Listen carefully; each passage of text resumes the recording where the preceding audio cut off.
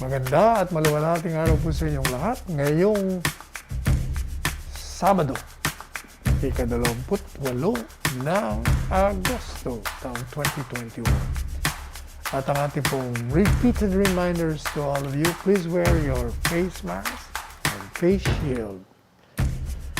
At pag kayo po'y nasa labas na ng iyong tahanan, siguraduhin niyo lang na kayo ay umiwas doon sa mga kasalubong po ninyo at mga katabi ng 2 metro o 6 na pie, 6 feet.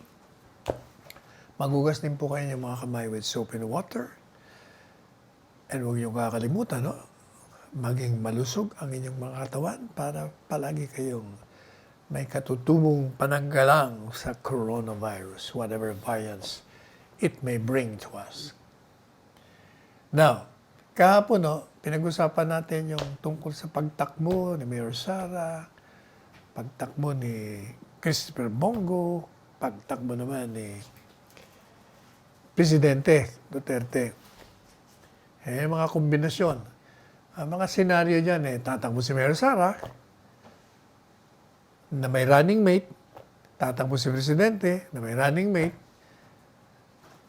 at hayaan mo yung tao kung sino ang gusto nila doon sa mga tumatakbo. At siyempre, marami naman yung tumatakbo . Another scenario is Mayor Sara will run independently, walang running mate. Ganon din si Presidente Duterte, walang running mate. At hayaan din ng tao uli kung sino ang gusto nila. Together with the other presidential, vice presidential candidates. Another scenario, kasi di ba, ini-endorse si Bongo na presidential. Sabi niya, hindi siya tatakbo kung hindi si Vice President. Ang Vice President niya, si Presidente Duterte. So that's another scenario. Tatakbo si Christopher Bongo Presidente, Vice President naman si Presidente Duterte. Pag tumakbo silang dalawa, kung titingnan natin ang posisyon ni Mayor Sara, pag tatakbo tatay niya, hindi siya tatakbo. But, pwede rin namang tumakbo pa rin. Kasi hindi naman kalaban ng tatay niya. Pero tingin ko, malabong mangyari ho yun dahil hindi pa pwede, pero hindi nila ipapayagan na maglaban yung Mayor Sara, Presidente, at Christopher Bongo, Presidente rin. Pareho kaalyado, pareho lang naman ang kanilang mga paniniwala. Maaaring iba ang kanilang estilo, pero iisang layunin nila ang bigyan ng komportabling buhay ang Pilipino at paangatin sa kinasasadlakan ng ating mga kababayan. Iisa lang ang layunin na umunlad. So, ang isa pang senaryo, kung ayaw ni Presidente tumakbo, pwede siyang tumakbo mayor. Siyempre, ayaw niyang pabayaan yung sina niya. Pwede rin siyang tumakbong senador. At siya ang magiging timon. At ang tatakbong presidente, si Mayor Sara, kikipag-alyansya sa mga 5 partido plus PDP laban. At si Christopher Bongo, baka mapasang-ayon na mag-tandem sila. Sa pagyan ng senaryo, Mayor Sara, President, Vice President naman si Senador Christopher Bongo, tapos si Presidente Duterte will be leading the pack as senatorial candidate. Di ang lakas. Pero mo, 3. Yung gusto ng tao na patakbuin, 3 tumatabo national. Di ba? Naku, talaga, lalo na. Doble game over yan. Ano ngayon ang masasabi ni Mayor Sara? Nagpalabas siya ng statement noong Miyerkules. At babasahin natin ng buong-buo ang kanyang pahayag. Kaugnay doon sa mga nangyayaring mga lumabas sa dyaryo. Kaugnay sa pagtakbo ng tatay niya bilang Vice Presidente. Kung tutuloy. Kaugnay sa pagtakbo naman ni Christopher Bongo bilang presidente, kung gusto. At kaugnay pa rin kung i-endorse ng PDP laban kung ayaw tumakbo ni Presidente, ng Vice, bilang kanyang Vice President. Eto ngayon ang kanyang, alam niyo naman ito si Mayor Sara. That's what I like in this lady. She speaks her mind regardless. Sorry na lang kung masaktan kayo. Basta sasabihin ko ang aking nararamdaman. Kaya gusto ko ito maging presidente. Para pareho ugali ng tatlong yan eh. Ang sabi ni Mayor Sara, ayan, makikita ba nila sa screen? Hindi nyo makikita sa screen. Hindi bale, babasahin ko na lang kung gano'n. Statement by Mayor Sara Duterte on Senator Go and President Tandem and the PDP fiasco. Hindi sa title na lang, medyo may may pasaring PDP fiasco. Ibig sabihin, nagkakagulo kayo dyan sa partido ninyo. Parang, ibig sabihin, huwag niyo usama dyan, ito.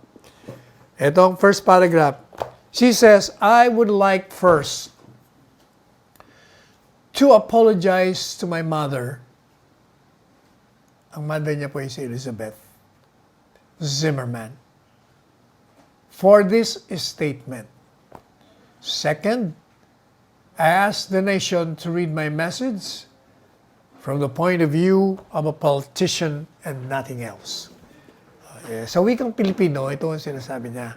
Unang-una, gusto ko pong humingi ng paumanhin sa aking ina dahil dito sa aking bayag. Malalaman niyo kung ba't siya humingi ng paumanhin.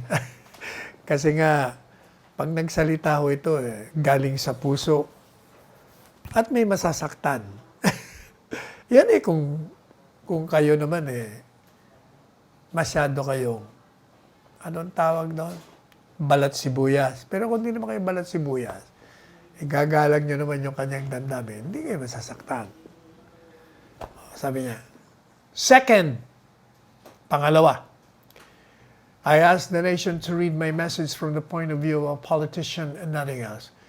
Pinapakiusap ko sa sambayan ng Pilipino na kung maaari lang basahin po niyo ang aking mensahe o pahayag sa punto de vista ng isang politiko at wala nang iba. Huwag niyong basahin ito bilang isang anak ng Pangulo, kung hindi bilang isang politiko na nagsisilbi sa taong bayan ngayon bilang alkalde ng Davao City at bilang isang politiko na marami ang nanghihikayat at tumutulong na tumakbo bilang Pangulo. So, maliwanag ko yan, So, number one, the President very recently personally confirmed to me that he will run for Vice President and Senator Go as President. It was not a pleasant event. Medyo may laman ho yun, no? Unang-una, ang Pangulo,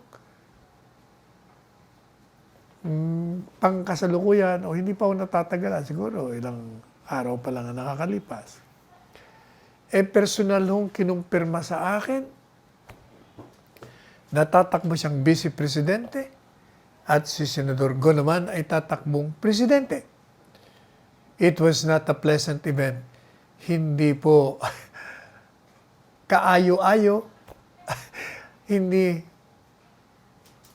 magandang kalakaran o pangyayari. Hindi pleasant. Ibig sabihin, maraming pwedeng tingnan Bakit naman not pleasant?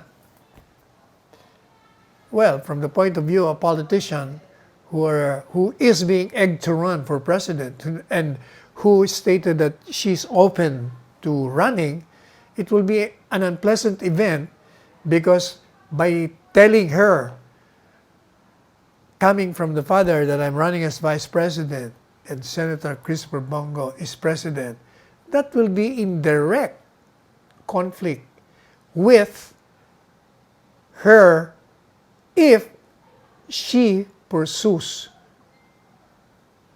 the endorsement of so many people and the desire of so many people for her to run for president, and her statement that she's open to it and she is now in consultation.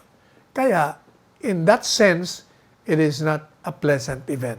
Kung baga, teka muna, magtatakbo kayo.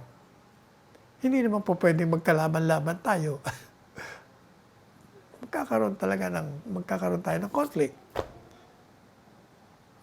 And then sabi niya, I was left with 2 letters endorsed to me by the President for consideration.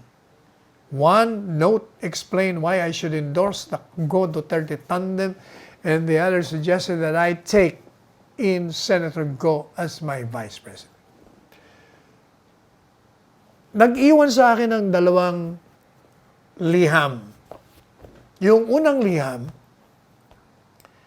ay liham na ini-endorse ko o bigyan ko ng konsiderasyon, pag-aralan ko, suriin ko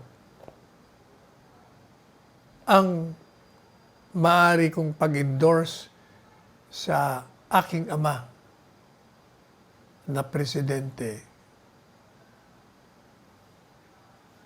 na maging kandidato, vice presidente.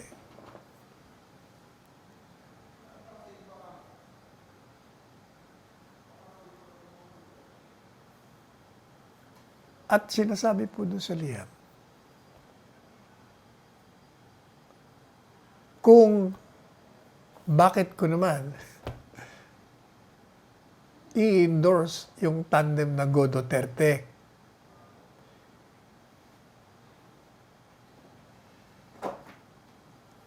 Yun ang unang letter. Why I should endorse the Go Duterte. Which means, I will not be running. Hindi na ako tatakbo pag in-endorse ko yan. Yung pangalawang letter naman, ang suggestion naman doon, ako tatakbo. Parang yan ang implication. At gusto ko si Senador Go na aking magiging vice presidente.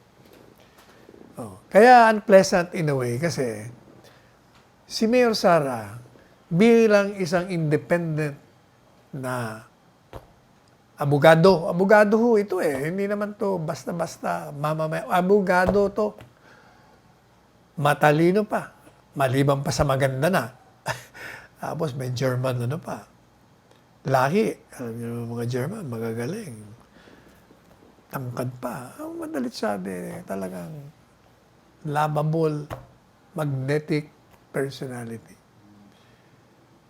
At fiercely independent, ayaw niya ng dinidiktahan yan. Ayaw niya rin siguro pakikiusapan siya. Kung ano kanyang paniniwala, gagawin niya. So, kaya naging unpleasant. Kasi, parang, wala na akong choice kung hindi endorse ko kayong dalawa o kunin ko si Senator Christopher Bongo. O parang yan ang dating ng kanyang letter. Gusto ni Mayor Sara, kung tatakbo siyang presidente, ako pipili kung sino running mate ko. Yan ay isang pribileyo. Kaya, in that other sense, it's an unpleasant encounter. Yung kanila pagkikita ng pagkumpirma sa pagtakbo ni Presidente. Number 3, si Senator Pimentel and Mr. Ronald Munsaya should stop blaming me for the sad state of their political party. Yang si Senador Pimentel, saka yan si Mr. Ronald Munsaya, yan ang mga taga-PDP laban, nakalaban naman sa punto ng kung sino ang tatakbo sa PDP laban as against naman yung mas nakakarami. Kasi parang mga nagsalita itong dalawang ito na nagagamit ang PDP laban sa pagtakbo ni Mayor Sara at pagtakbo ni Presidente Duterte bilang Vice Presidente. Na parang sinasabi nila, kunya-kunyari lang yung mga tatakbo, tapos yung pala sila rin, gagamitin lang yung partido, parang ganon. Eh, sabi naman ni Mayor Sara, Senador Pimentel, Mr. Monsayak, huwag nyo kung sisisihin dyan sa nangyayari sa inyong partido.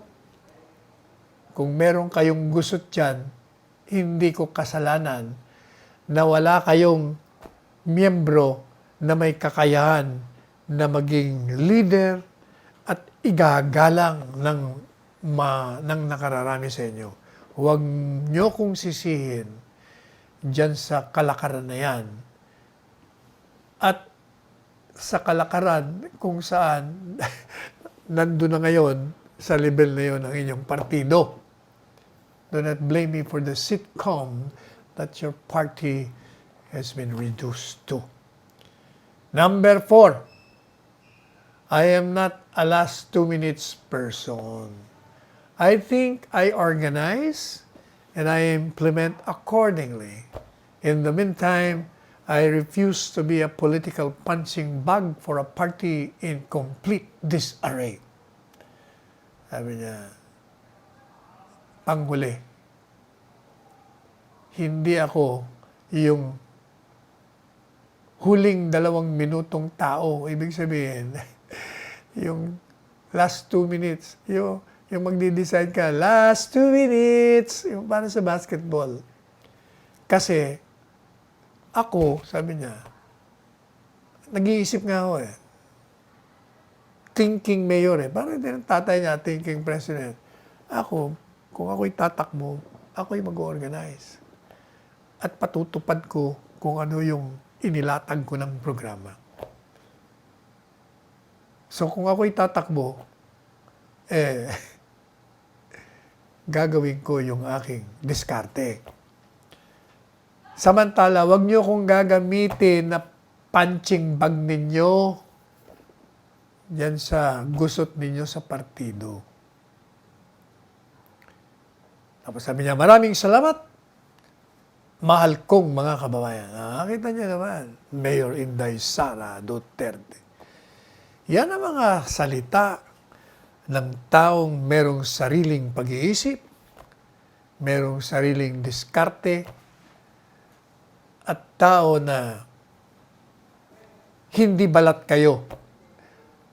Di ba may kantang, balat kayo pala ang buhay sa mundo. Hindi. As far as Mayor Inday Sara is concerned, hindi balat kayo ang buhay ng mundo ko. Sasabihin ko sa iyo, parang tatay niya. I will tell you exactly what I feel, regardless. Masaktan man kayo o hindi. Basta sasabihin ko, para kwentas klaras. Para alam nyo kung anong nasa sa loob ko. At tanggapin nyo ko kung ano ako bilang tao, bilang politiko. So, yan. Tingnan natin kung ano. Again, que será, será. What will be, will be. Babalikan po natin kayo. Nakalipas ang ilang paalala sa ating istasyon.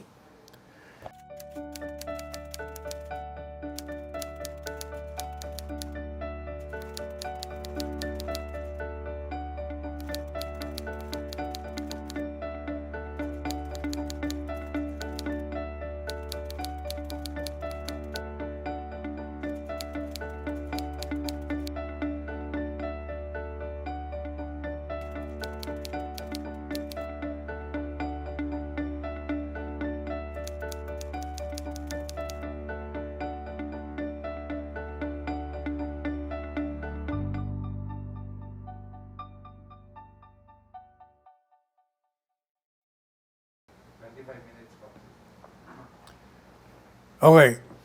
Punta naman natin, alam nyo ba? sa medyo may mga grupo na nayayamot na, naiinis. Marami kasi mga misinformasyon eh. Yung kesyo, yung bakuna, nakakamatay. Kung ano-ano na lang maririnig nyo eh. Kaya may mga tao tuloy na ayaw magpabakuna. Marami namang naniniwala na totoo yung naririnig nilang chismis. Kaya yung mga eksperto sa bakuna, mga grupo ng medical, nagkaisa ho sila. Sila ay nagsulong lumikha ng isang kilusan. Ang kilusan ay tinawag nilang Vaccine Solidarity Movement. Ibig sabihin, kilusan na nagkakaisa sa bakuna. At ang layunin po nito ay isulong ang pagtitiwala ng publiko dun sa mga bakunang itinurok sa kanila at ituturok pa at upang labanan ang mga maling impormasyon na pinapakalat ng mga kontra sa bakuna. Kasi meron din yung mga nasa medicine yung mga doktor din. Sinasabi nila na itong bakuna hindi ito ligtas. Mas ligtas ka pa kung ikaw'y magkasakit kaysa ikaw'y magpaturok ng bakuna. Dapat tayo ay magpabakuna rin, sabi nitong Solidarity Movement for Vaccine. Pero ano ba ang nangyayari? Meron tayong misinformasyon, may disinformation, mga peking balita, may mga sabwatang tsorya, conspiracy theory. Yan po ang sabi ni Dr. Lulu Bravo ng Philippine Foundation for Vaccination Executive. Siya ang director, executive director. Uulitin ko, sabi niya, ang bakuna ay ligtas at epektibo. Vaccines work. At nanawagan po yung mga doktor din, sa kapwa nila doktor, na maging responsable naman kayo sa paggamit ng mga impormasyon na available dyan sa social media. At piliin nyo yung mga eksperto, hindi yung nagdudunong-dunungan, nag-i-ekspertuhan. Kasi pag napapanood sila dyan sa social media o kaya naman dyan sa TV, abay marami rin silang napapaniwala. Lalo pa kung magaling magsalita. Ito pong mga kontra sa bakuna, sabi nila, ito mga terorista ito. Bibigyan nyo ba yan ng platform? Huwag nyo na bigyan ng platform. Kung kayo po ay may oportunidad na iligtas ang ating bansa, bibigyan nyo ba yung mga terorista ng oras nila? Siyempre hindi, di ba? Kaya nananawagan po ako sa media. Sabi naman ng UP College of Public Health Dean Dr. Vicente Belisario, yung ating media na mga partners, mga kaibigan natin, na maging responsable sa pag-promote ng medical public health. Kailangan ng ating pagbibigay ng impormasyon, ng pagpapahayag, kaugnay sa kalusugan o sa medisina, kailangan responsable. Tumulong tayo sa komunikasyon. Yan yung napakalaga niyan. Yun din ng Philippine Medical Association, nagbabala din sa mga medical practitioners, yung mga nagsasalita laban sa COVID-19 vaccines. At sinabihan sila na alalahan ninyo yung mga sinumpaan yung Code of Ethics, yung mga oath ninyo, pati yung ating Code of Ethics. At winawarningan po namin sila na meron tayong Commission on Ethics na pag kayo'y lumabag, ay matatanggalan kayo ng lisensya. Sapagkat kung hindi naman yung ginagalang ang rules and regulations natin, hindi naman po pwede. Sisirain ninyo ang pagtitiwala sa ating mga kababayan.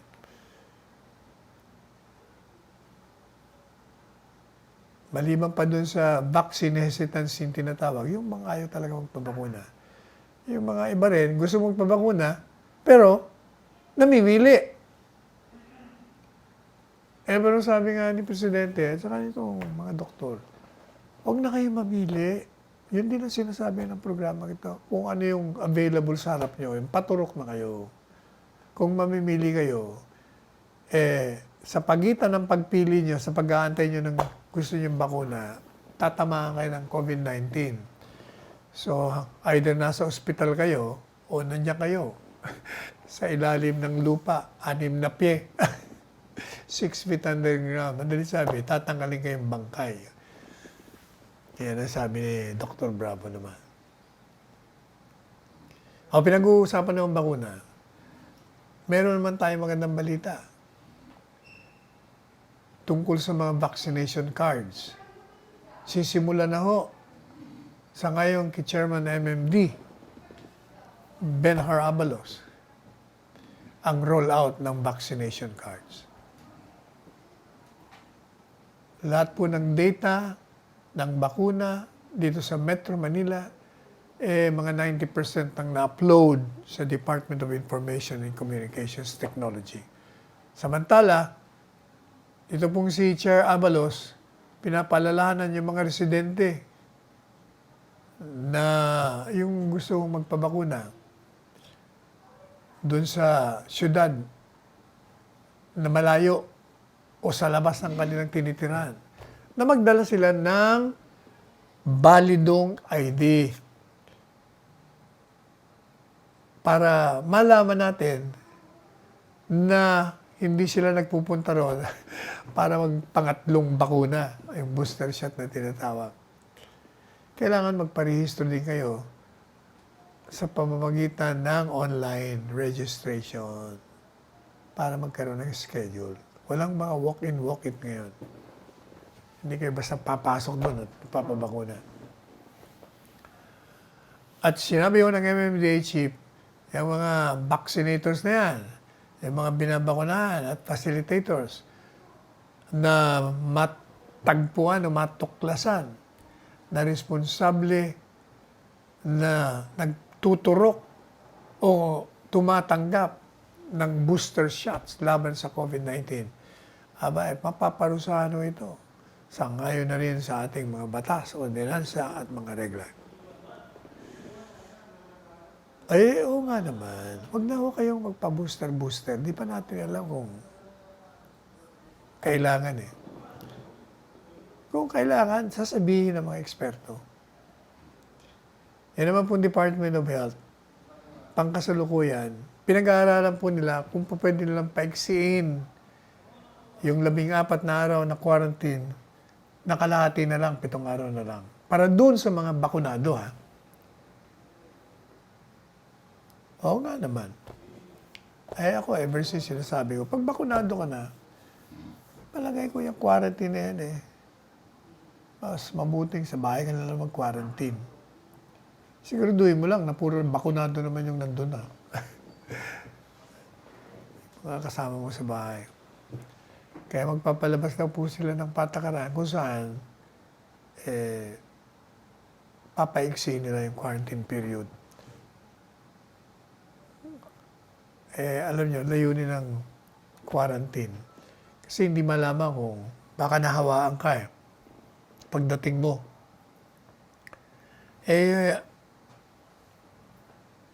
Yung virus na yun, lumalabas yun after 5, 6, 7 days Kaya hindi ka pa pwedeng basta uwi ka agad. Kasi baka meron ka Kailangan malaman na kagad natin kung meron o wala. Yun naman ang layunin doon. At sa ilalim mo ng proposal na ito, healthcare workers in isolation, kailangan meron silang negative swab test result sa pang-5 araw ng quarantine nila. Pero sabi nila, kailangan muna itong mungkahan ito. Konsultahin natin yung mga eksperto. Kung okay sa kanila, sige na tayo. Samantala, yun ang mga ayaw magpabakuna, hindi kayo libre. Hindi kayo makakalibre sa trend. Alam niyo yung mga train natin.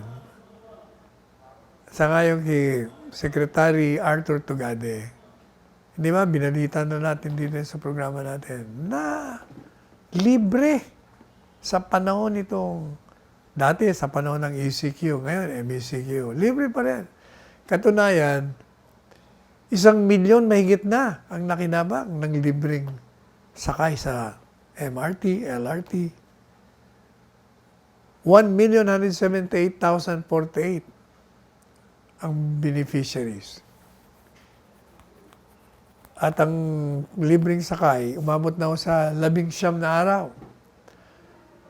Simula nung ito'y nilunsad. Kasi di ba, August 6 pa ako nag-umpisa ang ECQ hanggang 20. Ano na ba tayo ngayon? MECQ. Kaya 19 days na.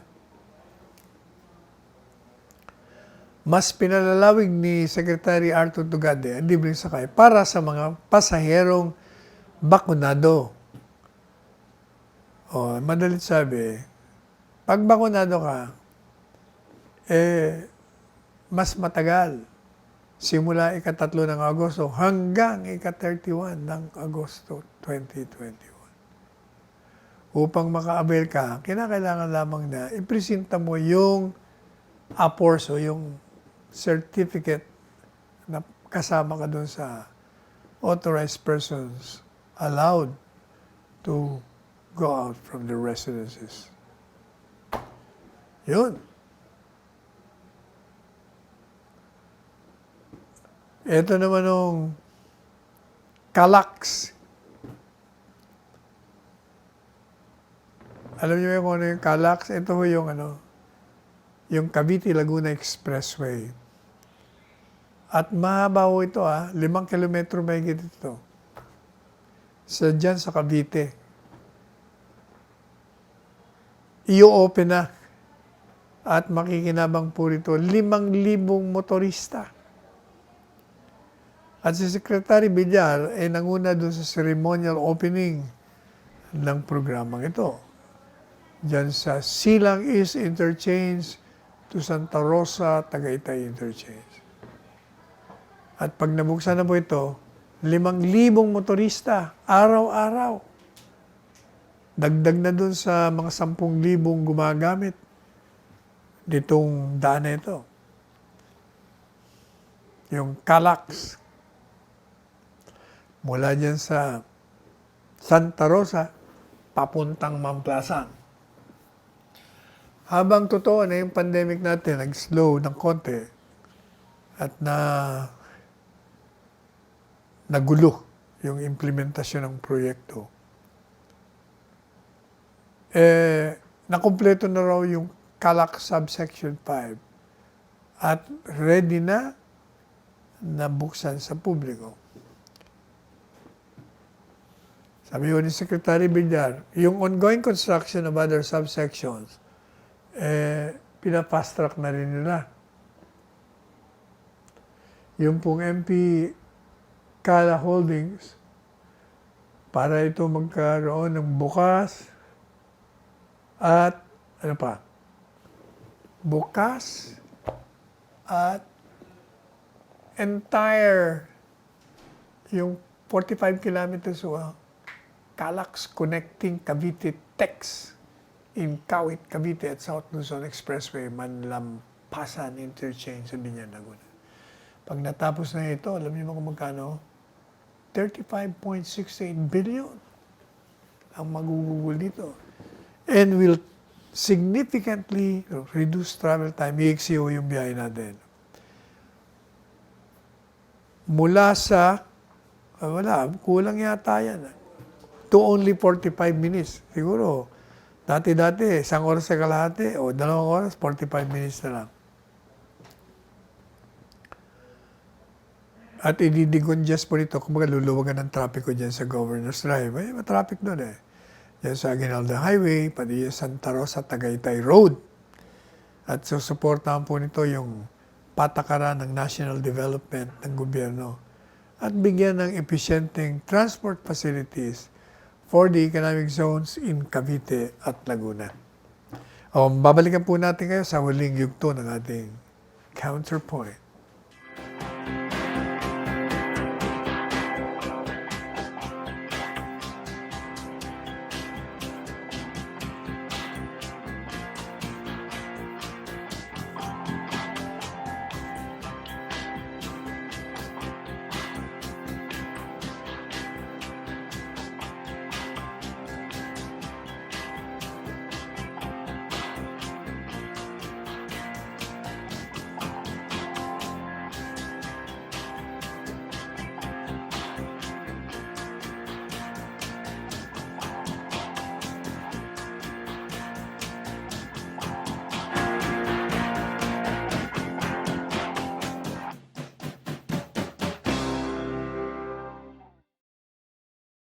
Okay. Puntahan po natin, alam niyo ba, sabi ng Department of Health, meron silang obserbasyon na ang kumain kayo ng sabay-sabay, eating together, dyan sa pinagtatrabahuan ninyo, kahit nga sa mga bahay Alam niyo ba na ano ito? Ito ang sanhi ng paglipat, paghawaan ng bawat isa ng coronavirus. Matagal na ho natin ito sinasabi di ba? Sabi ko sa inyo, kahit sa bahay po namin, hindi kami sabay-sabay kumakain. Nauna yung isa. Pangalawa, kung sabay-sabay man kami, iba-ibang lugar namin. May sa sala, may sa dining, meron doon sa breakfast room. Iba-iba Kailangan ho talaga maging maingat tayo. Kaya sinasabi ho ng DOH Disease Prevention and Control Bureau Director Nika Hao, habang karamihan daw ng transmission ng COVID ay community or household base, meron din natatanggap na mga balita, reports, yung health authorities natin, na marami rin na pinanggagalingan dyan sa pinagtatrabahuan. Di ba sa mga company, merong canteen, o mga factory, merong laga na pinagkakainan. Pag nagkumpulan doon, patay. Kasi siyempre, wala na kayong mask. Kakain kayo iinom. At habang ginagawa nyo, nagkikwentuhan kayo. Ayun, lahat ng mga virus na mga galing sa bibig nyo, ayun na. Lalo na kung sarado yung lugar. Buti kung open air, open field. O, di po ba? Kaya mag-ingat po kayo. Talagang yung social gathering, you can consider social gathering yung pagkain. Pag kumakain tayo na sabay-sabay. Kaya, kailangan talagang paalalahanan po kayo ng DOH. Pati ang programang ito, matagal na natin yung sinasabi yan. Magdadala kayo ng mga pack lunches. O, kagaya ko, nagdadala ako ng bira akong mamili ng labas. Nagbabaon na lang ako. Hindi ba karamihan naman sa mga nasa factory, sa mga pisina, ang iba nagtitipid. Pero ako, kasama na yung pagtitipid, kasama na mas masarap ang lutong bahay. Kaysa mamimili ka dyan sa mga karinderya o buti sana kung karinderya, masarap pang karinderya. Pero yung mga, alam niyo na kung ano ibig sabihin, mga binibilihan. Hindi naman talaga, pamatid gutom pwede yan. Kaya, sabi nung DOH, kailangan may mga divider kayo. Hindi ba sa mga restaurant, may divider Para pag nagkikwentuhan kayo, kumakain, hindi naglalabasan yung mga virus. Saka, mas maganda talaga, well-ventilated. Kaya nga tayo, nagbi-virtual na lang, di ba? Hindi na tayo nag-face-to-face O nga pala, sabi naman ng Labor Secretary, Assistant Secretary, na si Teresita Conqueco, yun daw pong dole, may mga nakikita silang clustering sa mga ibang kompanya. Lalo na sa manufacturing company, sa construction. Talagang magkakaroon ng cluster. Hindi mo maiwasan Pero yung mga magagaling, marurunong, alam mo ginagawa, lumalayo. O diyan kayo, nagkukumpul kayo kumain, ako dito lang ako sa malayo sa inyo, bahala na kayo. Pag kayo nagkahawaan. Yan ang problema dyan sa mga pag kumakain kayo ng sabay-sabay, talagang kayo tatamaan. Maniwala kayo. Kumain lang kayo ng solo, punta kayo sa tabi. Lumayo kayo dun sa mga kasama nyo sa opisina, kasama nyo sa factory. Alam po ninyo, kailangan talaga na maging maingat tayo. Kaya itong programa natin, paulit-ulit na sinasabi natin. Maging alerto concentrate tayo sa ginagawa natin. Yung pagsusuot ng mask, ng face shield, paghugas ng kamay, pagdidistansya, gawin po natin yan. Every time tayong nasa labas. Ano pa? Si Dr. Cabral naman. Kaibigan nun natin, Dr. Cabral, ikaw naman, diyan ka lang naman sa bahay mo eh. Kung mga pinupulaan mo na naman yung mga kasama mo, ginagawa ng health department, yung dapat nilang gawin. Yung mga testing na yan, mga contact tracing na yan, hindi ka naman kasi nakikinig sa programa natin eh. Pakinggan mo naman yung kaibigan mo.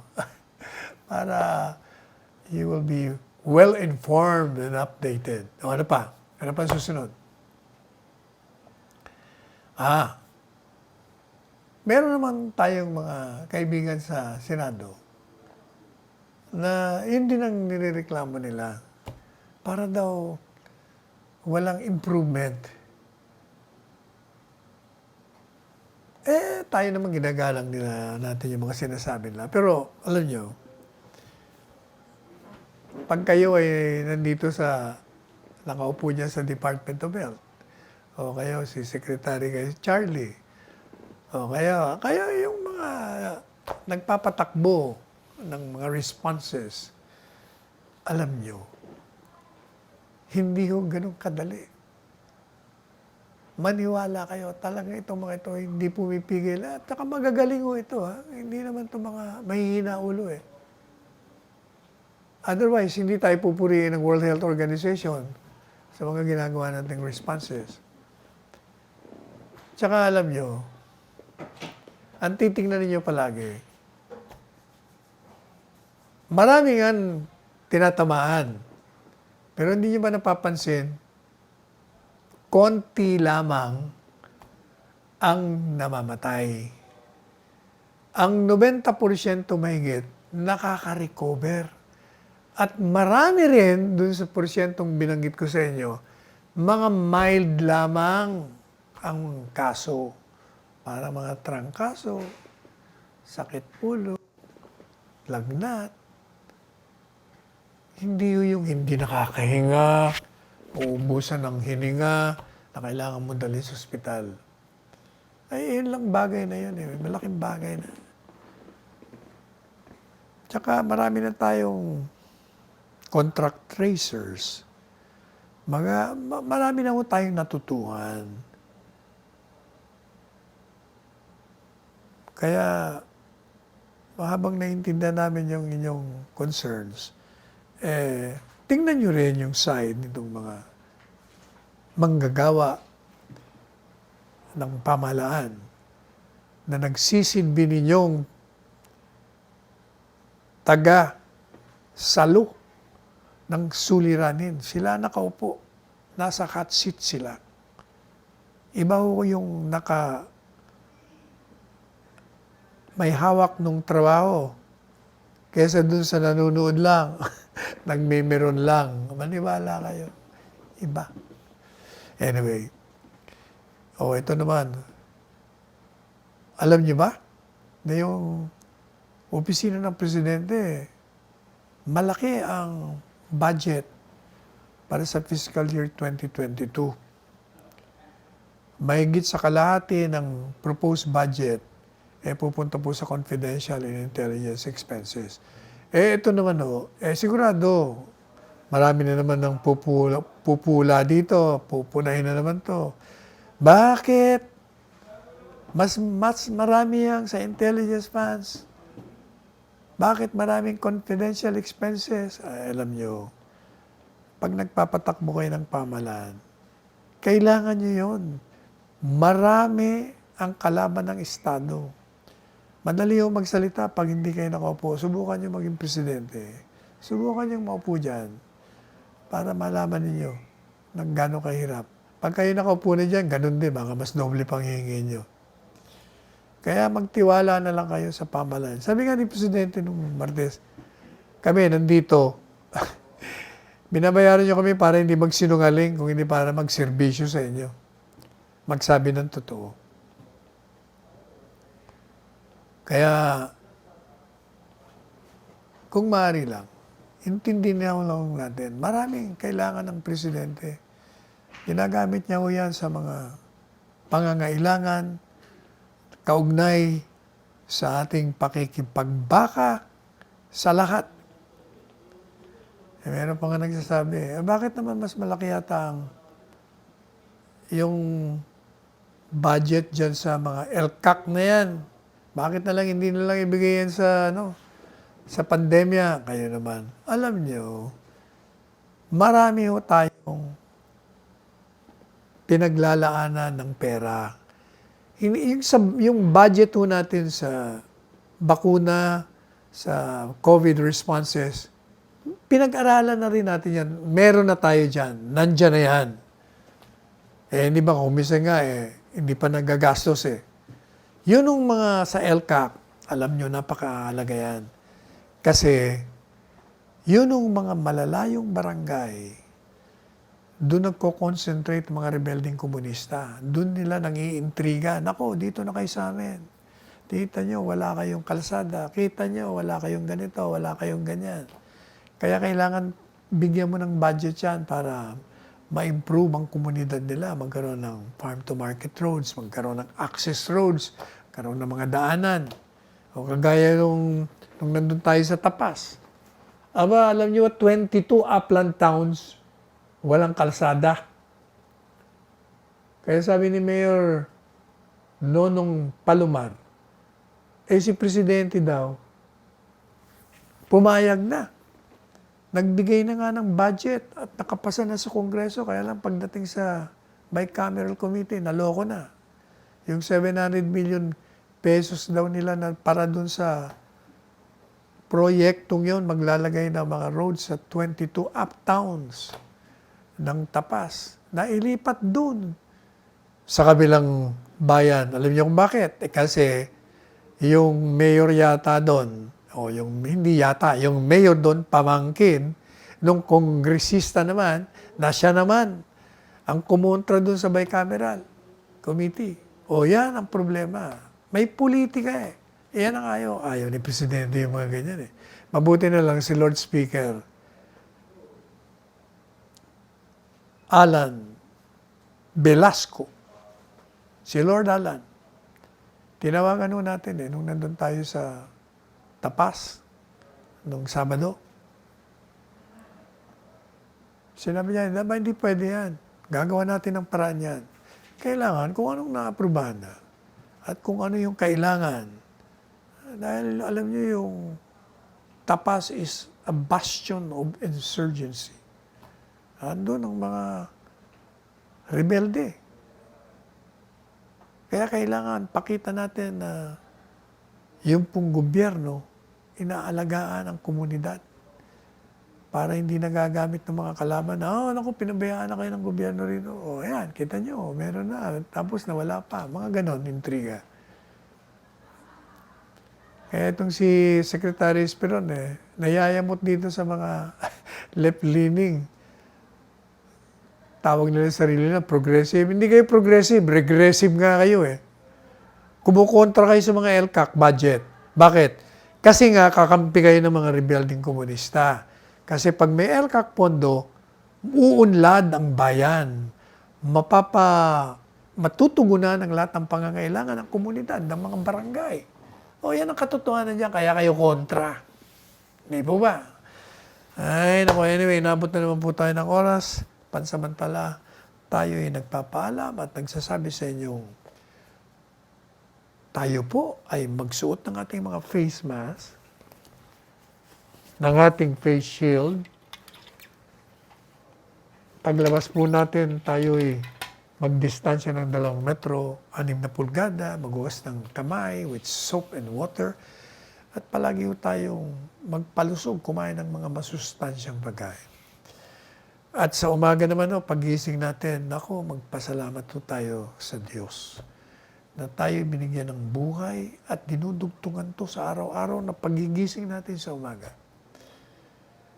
At doon sa mga kinakain natin sa araw-araw, yung mga biyayang dumarating sa pamilya natin. Pasalamat po tayo sa pag-akay sa atin sa tamang landas. ganun din o, manalangin tayo at magpasalamat. Nagkaroon tayo ng presidenteng matapat. May malasakit. Pinatutupad ng batas. Kahit sino ang tamaan. Manalangin po tayo sa kanyang patuloy na kalusugan upang pagpatuloy ni Presidente ang kanyang matapat na panunungkulan sa sambayan ng Pilipino. Sama na ho natin ang mga mahal niya sa buhay. Sama na rin natin ang mga sarili natin upang tayo ay maalagaan naman ng mga anghel kung naniniwala kayo sa mga anghel. Dakilang lumika magpapadala ng mga gwardiya natin upang tayo ay masukuban ng kanilang mga pakpak at tayo ay may layo sa sakuna, sa sakit, sa anumang bagay na hindi maganda sa ating buhay. Ako po inyong lingkod, Salvador Panelo, pansamantala nagpapaalam hanggang bukas na muli. O bukas meron tayong i-replay Sunday. Maganda, i-replay lang. At nagsasabi po sa inyong lahat, let us tread the path of roses and let us go beyond the path of thorns. Magmahalan tayo, and I love you all. Attorney Panelo, Senator Panelo, o Attorney, Secretary Panelo pala, my favorite candidate for Senator. Tatakbo ka ba? Sabihin mo na at para malaman ng mga tao. Mukha at tatakbo ka. Ginoong Pangulo, siguro lalakad na lang tayo papunta sa Senato para hindi tayo madapa. Lakad na lang, huwag takbo. Alam mo, Sal, maraming tao na hindi nakakaintindi sa iyo. Pero pag nalaman nila gaano ka stricto, very strict sa disiplinado ka sa trabaho mo. At kung alam lang nila ang paano umaandar yung utak mo, bibilib ang Pilipino. Ako, bilib ako sa iyo. Bilib ako sa utak mo at I said I appreciate your itong ano mo, pagka-stricto mo sa trabaho. Everybody is almost on a tip-top pag yung binabasa na namin yung mga recommendations mo. You are the presidential advisor, legal advisor of the president. At marami kang naibigay na mga opinion na nagamit ko. At sa awa ng Diyos, puro totoo. Sabi ko nga, hindi naman iniiwasan natin dito na magmukha tayong, or at least there is no, hindi magsuspetsa ang Pilipino na kasabwat tayo sa lilangan ng mga taong Pilipino. It's your turn to talk. Mabuti siguro magtagalog ka na lang. Mahusay ka, Bicolano ka. At saka Ilocano po ako, Presidente. Bicolano Ang ka. tatay ko'y La Union, ang nanay ko'y Bicolano. Whichever. Marami pong salamat for the kind words, Mr. President, and for your endorsement.